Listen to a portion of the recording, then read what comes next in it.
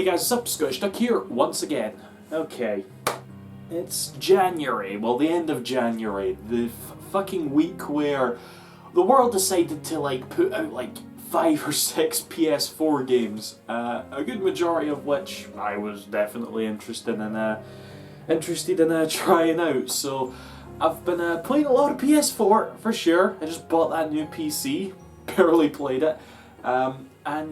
Yeah, hopefully I can get through quite a lot of them and I'll do little reviews like this and stuff. But the first one I got my hands on, well the first one I probably beat I should say, is Resident Evil 7. It came in like this, it's got this little thing and yeah, Resident Evil 7. Okay.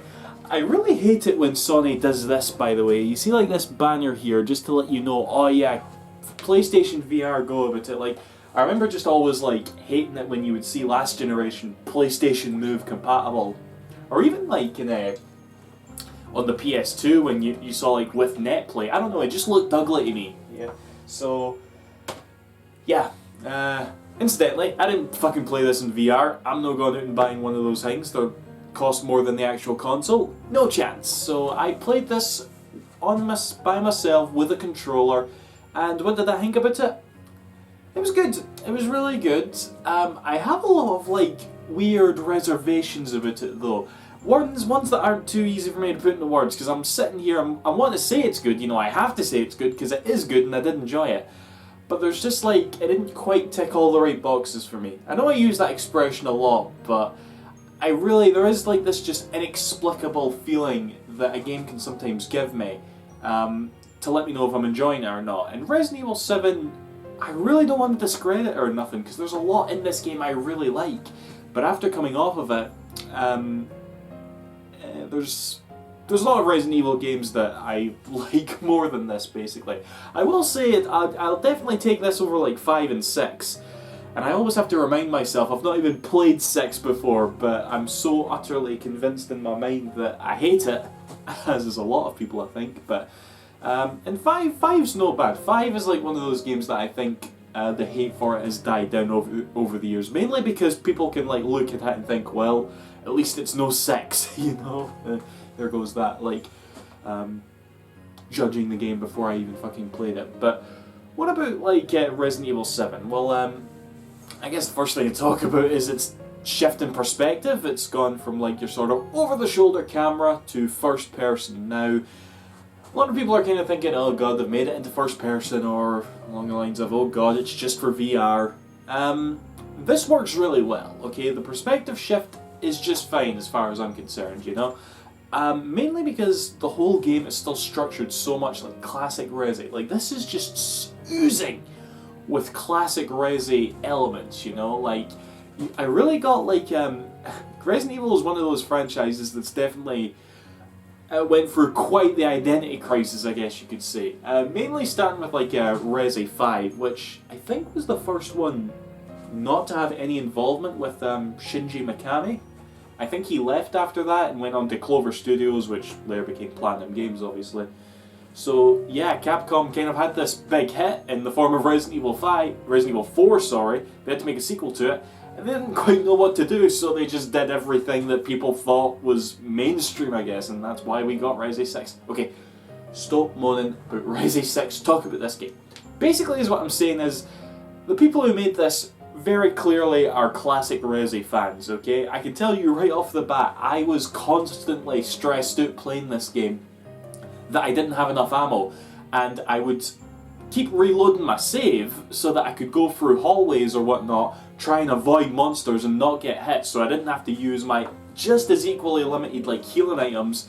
I'm doing that because that's how you do it in the game. It was reflex though. And on top of that, I was also constantly backtracking because I didn't have enough inventory space to pick up some shit that I wanted to pick up. And yeah, it all comes together really well. If you are into classic Resi, if you dig that almost Metroidvania style of going through the environments to just find certain keys so that you can use them here and advance forward and open up more of the map, only to find more monsters, and when you backtrack you'll find the monsters back again. This game will probably really entertain you. It nails that classic feel so well. I cannot praise it enough for that. Graphic-wise, it's no slouch either. You know, it's quite funny because probably at first and throughout the majority of the game, I don't think it looks any better than something you'd probably see like on PC. You know, because that's probably another thing I should point out actually. The fact that this game's in VR is definitely going to draw comparisons to such like I guess the almost resurgence of like horror games that sort of started out on Steam, such as Amnesia, The Dark Descent, Outlast, and there's also bits of Alien Isolation in there. Alien Isolation being the only one of those three I've played. But yeah, it definitely does sort of feel like it's trying to follow in those footsteps, you know, which doesn't detract from the overall Resi feel. There's just like those moments where, mainly near the beginning of the game, where your character is helpless and you have to like avoid an invincible like enemy or something by just not crossing paths with them, basically. And that's kind of annoying because once you've played Alien Isolation, you just cannot be fucking arsed with that style of gameplay, you know? It's pretty much done, you know? Alien Isolation did the whole stalker, invincible enemy thing so perfectly that if I just play anything that's... Even if I was to play anything that was just as perfect, I would just think, yeah, but I could be playing Alien Isolation. So thankfully that doesn't take up a grand majority of the game there. Yeah, the influence of those games is definitely evident. It does look prettier for sure, you know, obviously it's got a big massive company behind it, just like Alien Isolation did, I suppose. But it doesn't really do much with it, and what I mean by that is it's really pretty to look at, like, but in motion, you know, there's no like big complicated animations or whatever, outside of like the character models, which are pretty good, you know. You wouldn't find those in indie horror games, basically.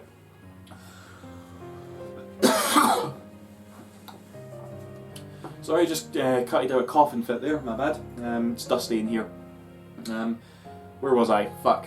Where was I? Don't make me do another jump cut while I regain my train of thought. Yeah, basically you don't see anything too, like, grand of a spectacle on the screen at any time playing this game. And I like that, you know? Again, going back to Resi 6 and to an extent 5, it almost feels like the game always had to have something going on in the background or whatever. Just like your sort of Call of Duties or whatever, but this game knows when to like keep the pace going and keep the action at a minimum for the sake of raising tension, you know? As a horror game fucking should. Speaking of the horror game aspect, Resi's not really a game that scares you, is it? Like, I just sort of, like, kind of realised that playing it, you know? It's more about building up your sort of tension and, like, releasing that tension with, like, you know, rooms full of zombies or whatever, you know? And, again, it does that, and the majority of the scares I got in this game were from, like, jump scares, which clearly were there for the sake of VR, you know? So that was a bit of a... actually, no, it does its job. It does its job as being scary fairly well, you know, or at least as well as Resident Evil should be anyway. You know, again, going back to Resi 6, I'm sorry I keep bringing it up, Resi 6 and Resi 5, no fucking scary in the friggin' slightest, you know, absolutely fucking not. I thought Resi 4 was scary. I know a lot of people like to debate that, but I thought Resi 4 was still quite a frightening game. And yeah, I guess also we'll talk about the story a wee bit, because Resident Evil, you know, story I consider to be pretty damn important in Resident Evil games, mainly because they're so fucking dumb. Like, we all know this, right? We all make the jokes about Jill sandwiches and the Master of Unlocking, you know, you gotta keep that, like, campness, that fucking, like, unbelievableness when dealing with this franchise, and for the most part, they do, okay?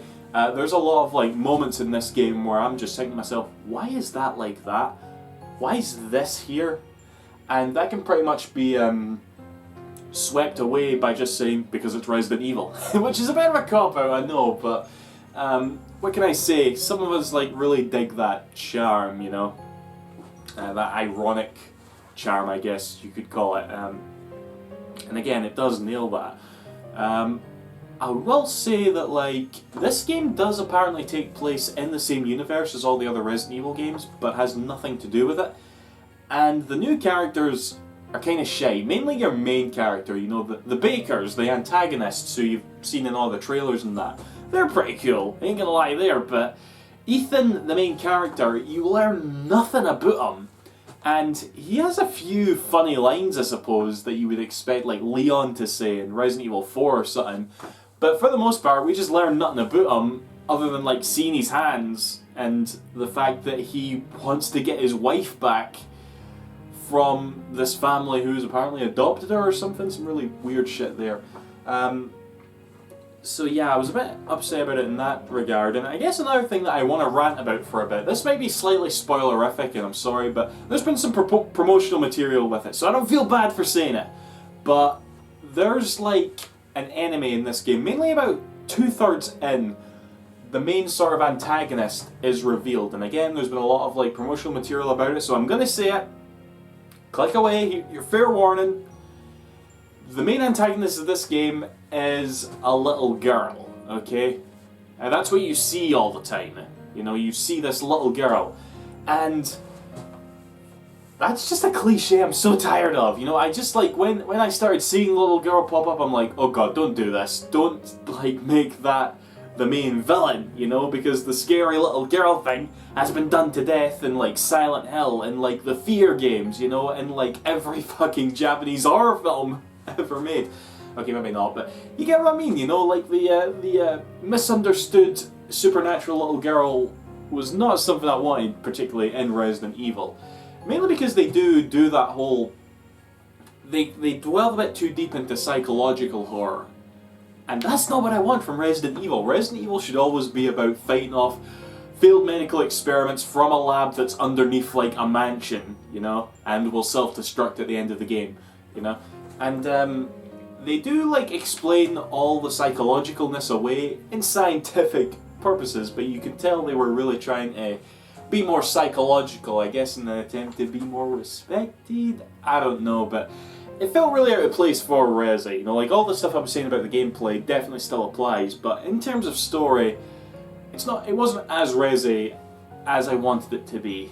And even if you take Resi out of the picture and judge it on its own merits, it wasn't really that interesting either. You know, it's literally just some guy looking for his wife filled with a house of 2 or 3 different enemy types, and I suppose that's another thing, there really wasn't that many enemies in this game, and none of them were really zombies, you know, there's no actual zombies in the game, they're all like these swamp things, like covered in, again, they give an explanation as to what they are and stuff, but I don't know, zombies are kind of like an iconic thing to this franchise, I'd say, you know, I don't think you should have Resi without zombies, you know, so maybe that's another thing I was kind of gutted about. What else is there to say? I suppose one other thing I'll moan about is, you know how at the end of a Resident Evil game you get your like results screen telling your time and whatnot, and it's like, oh, alright, cool. And then you'll be taken to a screen to say try out some other mode, try out mercenaries mode maybe. Now, this game apparently does have a Mercenaries mode. It's not called Mercenaries mode, and for all I know, maybe it isn't actually what you'd get in the Mercenaries mode. But the point is, there's going to be some free DLC coming out, and it advertises it at the end of the results screen, and that just left the worst taste in my mouth.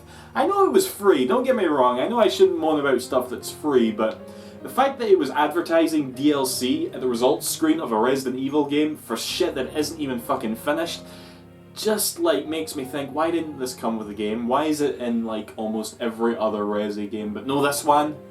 Because you want to release it earlier? It was a bit of a downer, really. Lengthwise, it took me 10 hours to beat it, which is kind of standard for Resident Evil, but I would have liked it to be a bit longer, you know. I suppose it feels like there's a bit of a chunk of the game missing, and I'm not just talking about the Mercenaries mode, I mean like the main campaign, you know, it doesn't quite feel long enough for me.